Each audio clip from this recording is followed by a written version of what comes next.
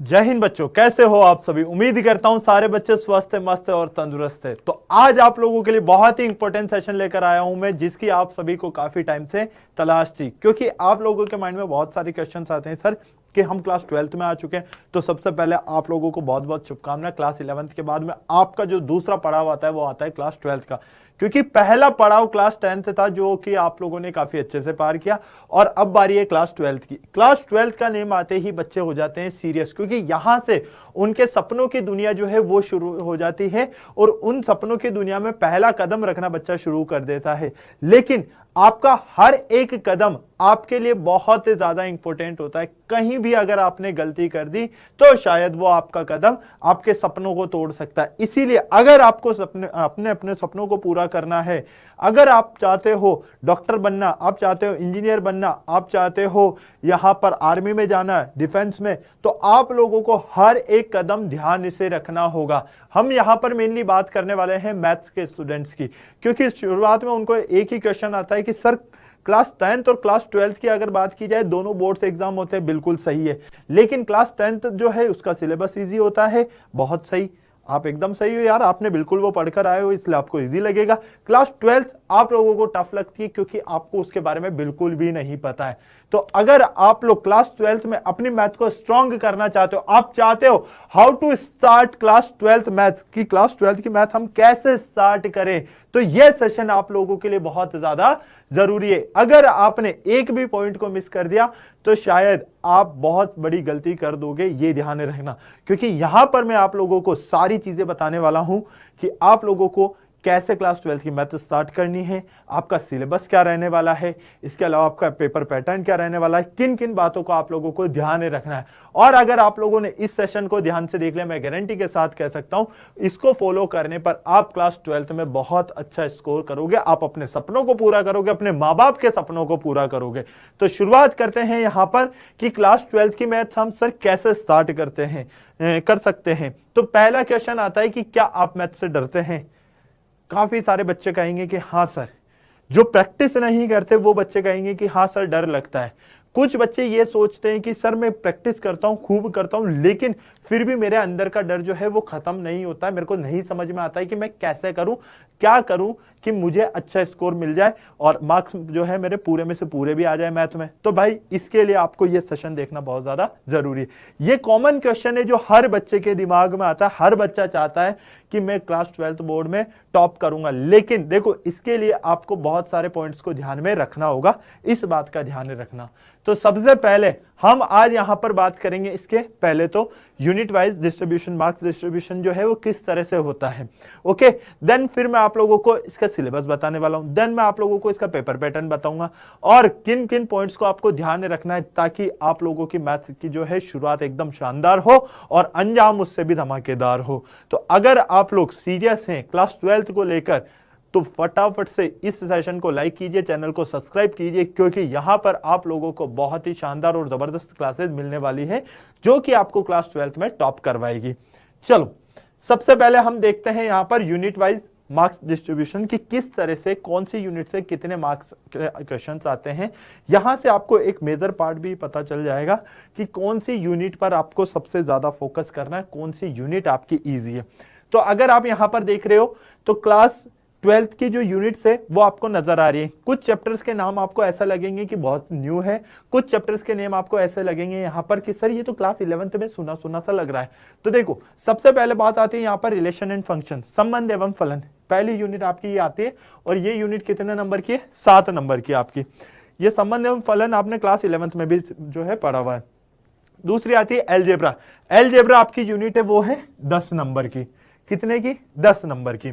तीसरी आती है आपके कैलकुलस, कैलकुलस अब ये आपके सामने जो है नया नाम है और ये पूरे 36 नंबर का है आपके सामने कैलकुलस। कितने नंबर का है भैया कैलकुलस, पूरा आपके सामने 36 नंबर का है। वेक्टर और 3D की अगर हम बात करते हैं तो ये आपके सामने है पूरा 16 नंबर का, कितने नंबर का भैया, 16 नंबर का। ओके, इसके अलावा लीनियर प्रोग्रामिंग अगर मैं यहां पर बात करता हूं, देखो वेक्टर ये आपको नया नाम सुनाई दे रहा है ना, इसको हिंदी में कहते हैं सदिश, आपने फिजिक्स में पढ़ा होगा सदिश, है ना, नाम सुना है ना। 3D, 3 डायमेंशन ज्योमेट्री, ठीक है, ये तो आप लोगों ने क्लास 11th में पढ़ी है, तो यहां आपको कोई प्रॉब्लम नहीं होने वाली। लीनियर प्रोग्रामिंग, रेखिक प्रोग्रामिंग, ठीक है, ये अकेला आपके 4 नंबर का है और प्रोबेबिलिटी ये आपके 7 नंबर का है। तो ये तो हुई आपके बात 80 नंबर की जो आपकी यूनिट्स रहने वाली हैं। आपको हर एक यूनिट पर फोकस करना है, लेकिन मैं आपको बताता हूं जो आपके यहां पर इजी यूनिट है। अगर आप क्लास 11th की शुरुआत अच्छी से करना चाहते हैं सर वो टॉपिक्स भी हमें पता चल जाए, वो यूनिट्स भी हमें पता चल जाए, जिससे हम स्टार्टिंग में ही अच्छे मार्क्स लेकर आ सकते हैं, ताकि ज्यादा पार्ट हमारा कवर हो जाए। तो भाई देखो, ये आपका संबंध एवं फलन बहुत इजी है, इसको आप कर सकते हो, ठीक है। अलजेब्रा पार्ट ये भी आपका बिल्कुल इजी है। वैसे तो देखो पढ़ना आपको सारा ही है, लेकिन थोड़ा सा मैं इजी जो है फॉर्म पे आपको मैं बता रहा हूं यहां पर। नेक्स्ट 3D और वेक्टर, ये भी आपका इजी है, ये भी कोई टफ नहीं है। लीनियर प्रोग्रामिंग ये भी आपका इजी है, और प्रायिकता ये भी आपका इजी है। तो ये तो पार्ट आप लोगों के लिए बहुत आसान वाला हो चुका है। क्लियर, ये तो आपके पास बिल्कुल आसान वाला पार्ट हो चुका है, मतलब 44 नंबर करीबन का आपका जो है सिस्टम यहां पर सेट हो जाएगा।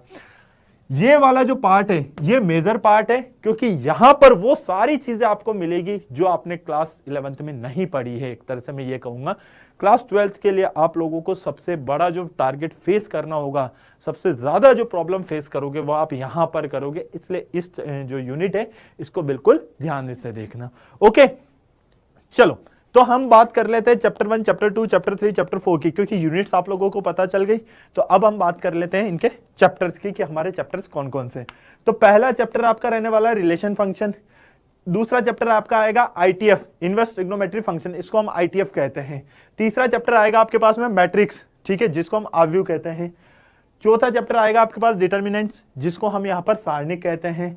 कॉन्टिन्यूटी, ठीक है, फिर आएगा आपके पास एप्लीकेशन ऑफ डेरिवेटिव्स, फिर आएगा इंटीग्रल, ठीक है, यहां पर आप इंटीग्रेशन की बात करोगे, डिफरेंशिएशन की बात करोगे, अवकलन, समाकलन आप लोगों ने नाम सुना है ना, वो सारी आपके जो है इसी यूनिट में आने वाली है, कैलकुलस पार्ट में, ठीक है।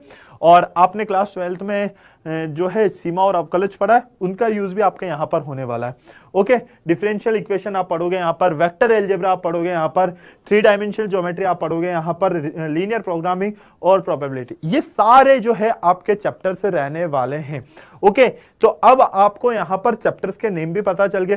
कुछ चैप्टर्स तो आपको लग रहे होंगे कि हाँ सर जैसे हमने क्लास 11th में पढ़ा है, जैसे कि ये वाला नाम सुनकर आपको लगा है कि क्लास 11th में पढ़ा है ना। उसके बाद आप ये कह सकते हो यहां पर ये हमने सर क्लास 11th में पढ़ा है, ठीक, ये वाला सर हमने क्लास 11th में पढ़ा है ना, और सीमा और अवकलज भी हमने क्लास 11th में पढ़ा है। लेकिन बेटा क्लास 11th और क्लास 12th की मैं बात करता हूं तो दोनों में बहुत ज्यादा चेंजेस हैं, ये ध्यान रखना, क्योंकि क्लास 11th थोड़ी टफ है, क्लास 12th इजी है। सिर्फ एक ही चीज कहती है class 12th, practice practice practice, जितनी प्रैक्टिस करोगे उतनी आपकी स्ट्रांग होती जाएगी। ओके, तो देखो सबसे पहले अब हम बात कर लेते हैं इसके पेपर पैटर्न की, कि पेपर का पैटर्न आखिर में क्या रहने वाला है। तो देखो पेपर पैटर्न में आपको यहां पर बहुत अच्छे से और प्यारे तरीके से सारी चीजें क्लियर हो जाएगी। आपके पास थ्योरेटिकल एग्जाम जो होता है वो होगा 80 नंबर का, मतलब आपका एग्जाम पेपर जो होगा वो कितने नंबर का होगा, आपके 80 नंबर का, ठीक है। पासिंग मार्क्स आपको कितने चाहिए, 27 नंबर इसमें होते हैं पासिंग मार्क्स, ठीक है। अगर हम और आगे बात करते हैं तो आपके maximum marks of practical exam और इंटरनल असाइनमेंट जो भी होते हैं वो आपके होते हैं 20 नंबर के। कितने नंबर के, 20 नंबर के। ओके, और इसमें से पासिंग मार्क्स कितने नंबर के होते हैं आपके, 6 नंबर के। तो भैया ये 20 और ये 80 टोटल मिलाकर आपके 100 नंबर का पेपर हो गया, है ना। ये आपको पता होना चाहिए। क्लियर, आपको ये पता चल गया यहां पर क्लास 12th का कि पेपर पैटर्न क्या रहने वाला है, चैप्टर क्या रहने वाले, सिलेबस आपको पूरी जानकारी मिल चुकी है, यूनिट वाइज आप लोगों को पूरी यहां पर जानकारी मिल चुकी है। मुझे नहीं लगता किसी को कोई डाउट या कोई परेशानी होगी। ओके, अब बात आती है मेन जो पॉइंट कि सर हम क्लास 12th मैथ को कैसे स्टार्ट कर सकते हैं, किन चीजों को हमको ध्यान रखना चाहिए। तो देखो, things you should keep in mind to score in math. अगर आपके दिमाग में यह है कि मैथ में मुझे अच्छा स्कोर करना है, एकदम जबरदस्त, ताकि मैं मेरे पेरेंट्स का नाम रोशन कर पाऊं, क्योंकि मैथ्स अगर मेरी स्ट्रांग हो गई तो बाकी सब्जेक्ट तो मेरा स्ट्रांग है ही सही सर, मुझे कोई प्रॉब्लम नहीं आने वाली। तो इसके लिए आपको कुछ चीजें ध्यान रखनी होगी। पहला पॉइंट सबसे पहले जो आता है वो आता है आपका यहां पर don't be careless while doing math. जब भी आप गणित को सॉल्व करते हो तो आपको सीरियस होना है भैया। सीरियस मतलब कि आपकी पूरी जागरूकता होनी चाहिए, है ना, एकाग्रता जिसको हम कहते हैं, फोकस आपका पूरा का पूरा होना चाहिए। अगर आपका फोकस नहीं है, आप लापरवाही कर रहे हो, तो ये सबसे बड़ा वीक पॉइंट आपका रहेगा मैथ जो है वीक करने में, पहली बात। दूसरा, रिमेंबर ऑल द फॉर्मूलाज। आप लोगों को क्या करना है, अपनी एक फॉर्मूला शीट बनानी है, ठीक है, स्टार्टिंग में ही बना लेना, सारे चैप्टर्स की एक फॉर्मूला शीट बना लेना और उन फॉर्मूलाज को अपने जो भी स्टडी टेबल है वहां लगा देना, या जहां पर भी आप पढ़ने बैठते हो वहां, मतलब आपके पास में होने चाहिए कुल मिला के सारे फॉर्मूलाज। और इन डेली फॉर्मूलाज को जो है आप 10-10 मिनट लर्न कर लो बस, है ना, 10 मिनट देख लो और ये सोचो कि डेली में अगर 3 फॉर्मूला भी याद रखता हूं तो काफी है, सिर्फ और सिर्फ 3 फॉर्मूला।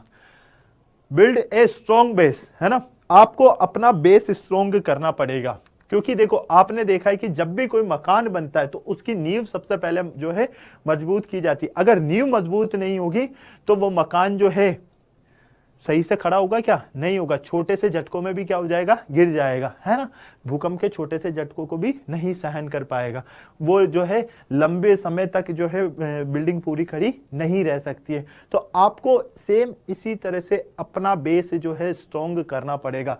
अगर आपका बेस स्ट्रॉन्ग है मैथ में तो मैं कहता हूं पूरी आपकी मैथ स्ट्रॉन्ग हो जाएगी, ठीक है।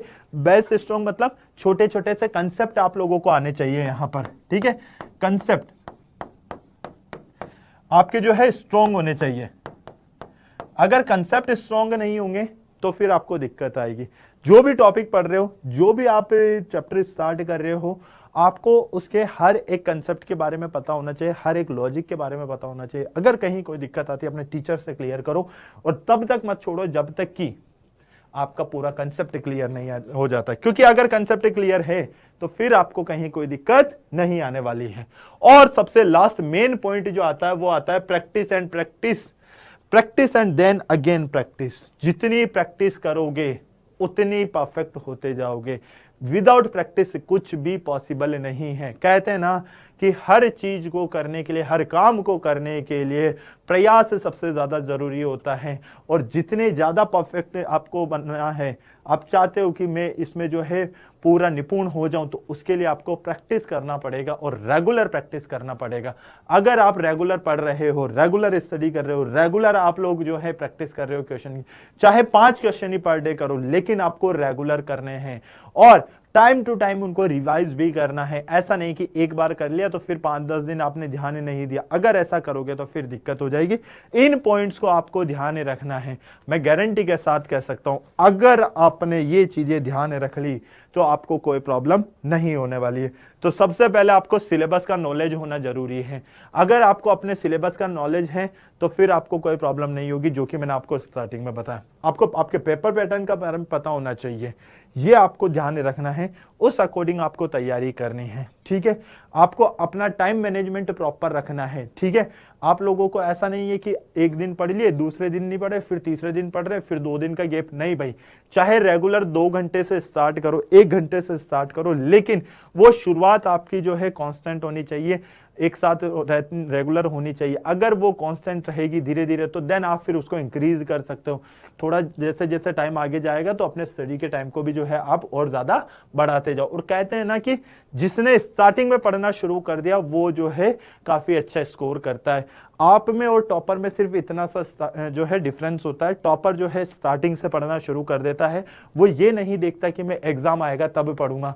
उसको पता है कि मैं फेब से स्टार्ट कर देता हूँ, जैन से स्टार्ट कर देता हूँ, मार्च से स्टार्ट कर देता हूँ। जब उसको लगता है कि बस मैं क्लास 12th का जो है मेरा स्टार्टिंग करना है, बस उसी दिन से लग जाओ और वो आपके जो है रेगुलर होना चाहिए। इस बात को ध्यान में रखना।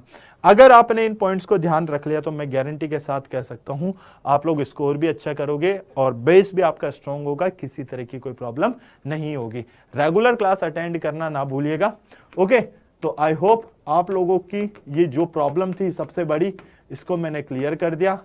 मुझे नहीं लगता किसी बच्चे को किसी तरह की कोई परेशानी होगी। अगर है तो फिर भी सेशन को पहले तो लाइक करना, शेयर करना, कमेंट बॉक्स में अपनी प्रॉब्लम जरूर बताना और मुझे कमेंट बॉक्स में ये जरूर बताना आज का ये सेशन कैसा लगा। इस चैनल पर अगर पहली बार आए हो तो चैनल को सब्सक्राइब कीजिए, वीडियो को लाइक कीजिए और इस चैनल पर बने रहिएगा, क्योंकि क्लास 12 की पढ़ाई जो है आपको इसी चैनल पर आपकी मिलने वाली है। तो आई होप इस सेशन में आप लोगों की सारी चीजें क्लियर हो गई, किसी भी बच्चे को किसी तरह का कोई डाउट नहीं रहा होगा। फिर मिलते हैं बेटा हम नेक्स्ट क्लास में, तब तक सारे बच्चे स्वस्थ रहें, मस्त रहें, तंदुरुस्त रहें, शानदार जबरदस्त जिंदाबाद के साथ में। जय हिंद और